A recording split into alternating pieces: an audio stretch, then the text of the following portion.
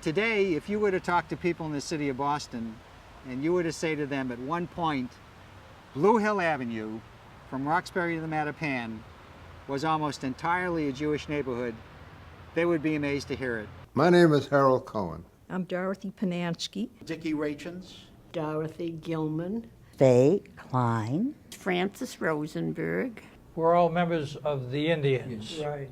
Lillian Miller. Marty Government. Sam Lodgen. I was born in Mattapan on Deering Road. I was born in Roxbury. I lived in Dorchester. Dorchester. Dorchester. Lived in Mattapan. It's a history that was lost and that we're trying to regain with this movie.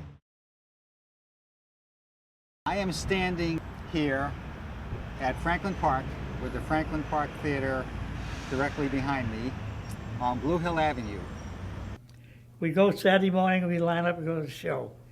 Double feature, a newsreel, and a cereal. And the ladies went Friday night, they got dishes. Every week it was a different dish, a cup and a saucer or a platter, something like that. And he got a whole set of dishes that way. For 60 years, from about 1908 to 1968, 1970, the Avenue was the center of the biggest Jewish neighborhood in Boston. You went straight ahead on Blue Hill Avenue and you came to Franklin Park, which was the most wonderful thing that could happen to young people, a place to stay, to see the animals and so forth, and the movie house, and the Arbitrary Center, and the Jewish Home for Jewish Children, and the Franklin Field, and I go on, way into Mattapan. And that's where we really, it was almost completely Jewish, almost completely Jewish. This is the Mattapan section of Blue Hill Avenue. Looking down in this direction is Morton Street and the G&G Deli that was the political center where Franklin Roosevelt rode by in an open car. Behind me, the avenue runs down to Mattapan Square past St. Angela's Spire, Mattapan Square, and then beyond into the great Blue Hill Park and Reservation. In the 1930s and 40s, this was really the heart of the neighborhood. Blue Hill Avenue was just loaded with little stores. Your mother went shopping every day. She went to the fruit store, the butcher store, the dairy store, the meat market, the cleaner, the whatever. And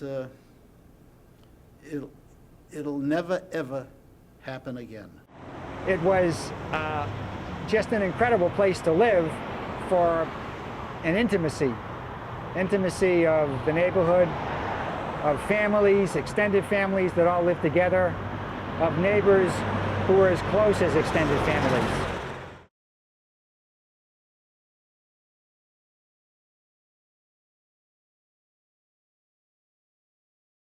These are the Almont Apartments, where I lived from the time I was born in 1939 until 1951. And it's hard to imagine how warm and friendly living in an apartment like this was at that time. Everybody in the building was Jewish, except for maybe a few families. And one unit at the end of the block literally was inhabited by one entire extended family. The Britons, the Kleins, and one of that family, Faye Klein, was my babysitter. Even though there were 3-room apartments, it was amazing how many people, as couples with children, lived in there. That's you, Kenneth. Mm-hmm. Look at that face. Yeah. What did Mama do here? She started curling my I see hair. she did. I don't remember that. Yeah, she wanted me to have a wave. I don't know why. I was the babysitter. And I think I was not that experienced because I had no brothers or sisters. However, if I needed help, I could always call to anybody in the building. So your mother felt quite safe in leaving you with me. When I was a year and a half, I had a ruptured appendix, and she usually spent the evening fooling around with her boyfriend while I was sleeping in the room next door. But that night, She made an effort to find my parents. She got them. They came home. They called for Dr. Ober, who lived across the street. But the next thing I knew, you were in the hospital. Right. And of course I didn't quite understand, I wasn't as well versed in medicine then as I am today. Well, they'd called Dr. Ober. Wow, that I knew that they had to get somebody. They called Dr. Ober, Yeah, and he came over. yeah.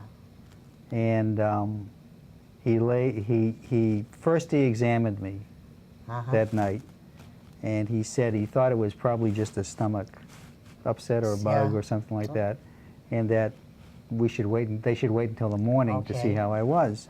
And he left. He went back across the street to his office, to his house, and according to my mother, he came back in a half an hour. See that?